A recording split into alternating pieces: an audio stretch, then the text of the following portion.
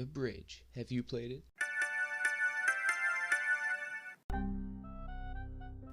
Oh, look, an indie game. For someone whose channel is made for obscure games you probably haven't played, you'd think I'd cover more indie games. Well, whatever, I'm doing one now. This isn't exactly going to be the longest episode ever. I could probably say everything I need to say in a sentence. The Bridge is a logic puzzle game inspired by the works of MC Escher that can be soothing to play but will still require all of your brain power. Yep, that's The Bridge.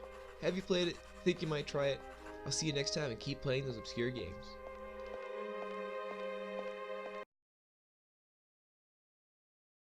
Okay, in all seriousness, The Bridge isn't half bad. I'm not one for playing indie games, except, for the ones I already did reviews on, but I rather enjoyed this. Straight out of the gate, the glaringly obvious first impression is that the game is entirely made of gray shading, in an attempt to look like sketch drawings. And honestly, it works. The design fits the esoteric theme nicely. The whole point of the game design was to mimic MC Escher, and that would have been difficult to capture in color. If you've ever taken geometry class, you should know who MC Escher is, but if you don't, he's the guy responsible for drawings such as this. And this.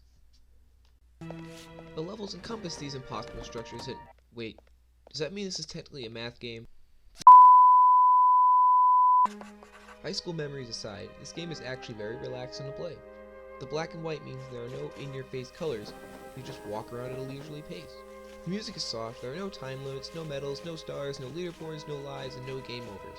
You can take all the time you need to complete a level, except for one achievement, and if you mess up, you can just hit the rewind button.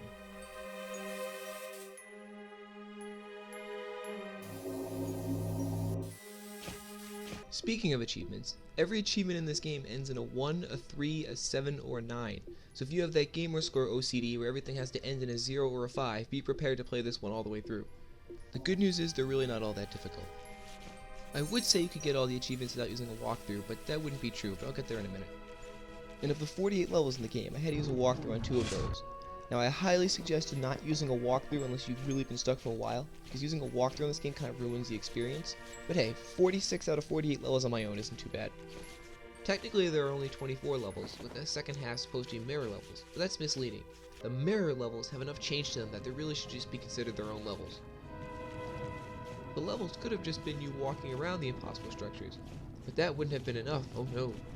Levels also have various obstacles that stand between you and the exit door, such as keys, warps, gravity inversions, and what is simply known as menace.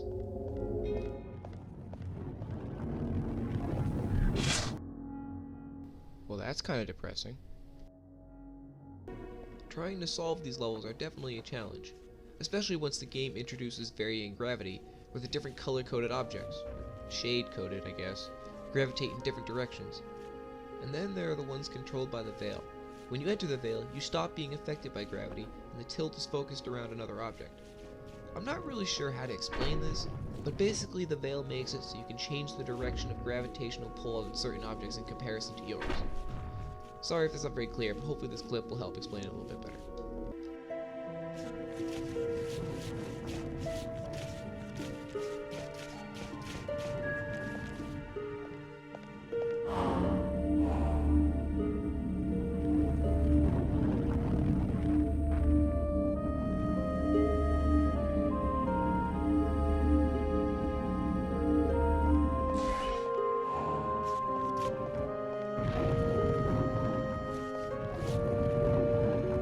The controls are simple. You walk, you tilt, you rewind. There's not much more to it, unlike my last review. You change the default camera view by pressing Y, unless using B first to cycle DVO and Flare Vision, in which case Y will bring you back to normal view. When you complete each chapter, you're greeted with a blurb of text, and honestly, I'm not sure if they're supposed to be inspirational, off-putting, or plot. Plot, that's something I haven't mentioned yet. So how is the plot? Well, I don't know. I know that's not something a reviewer should say. I should have this stuff all together. I think there's supposed to be a plot, but it's so cryptic and implied. Although now that I think about it, I think that's what the game is going for. It doesn't go straight out and tell you what the plot is, it's all implied. Figuring out the plot is a puzzle in itself. It actually makes kind of a neat effect and adds some eerie undertone to the rest of the game. If I had to describe The Bridge in one word, it would be artsy. The game relies heavily and is basically built around its art direction. It doesn't skimp on the gameplay though. I mean, it's a puzzle game, and of course, if you don't like having to think really hard while playing a video game, you're never going to like this. But for all you puzzle people out there, it's definitely worth the play. At least try the demo if you're not sure. Regardless of how fine-tuned your brain is, I can almost promise you'll need a walkthrough for the achievement for collecting all the wisps. And if you're not playing on an Xbox console, too bad, the achievements are also part of the game itself, so you'll still need it. I know collectibles are not generally looked well upon, especially by completionists, but I generally don't mind them all that much. These though, these are just evil. They're only 6, thank God, but there's no way you'll be able to get these without a walkthrough.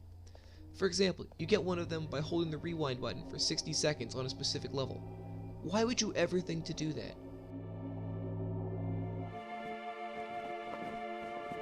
Or what about this one? Continue following left until it appears.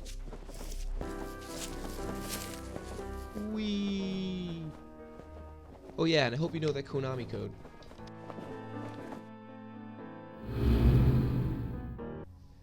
To recap, The Bridge is a simple, artful puzzle game that was a fairly pleasant experience.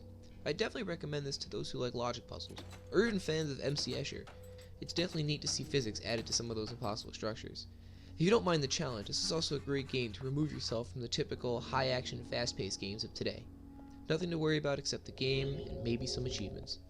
This game is also nice for completionists, as trying to go for 100% completion isn't too bad. I don't recommend this to people who don't like puzzle games. That's probably a no-duh statement, but I figured I should say it just in case. Because of its leisurely pace, the game can be quite slow, so if you actually like those fast-paced action games, this is definitely not for you. And this might come across wrong, I don't really know how else to put it, but if you don't like using your brain, this is not the game for you.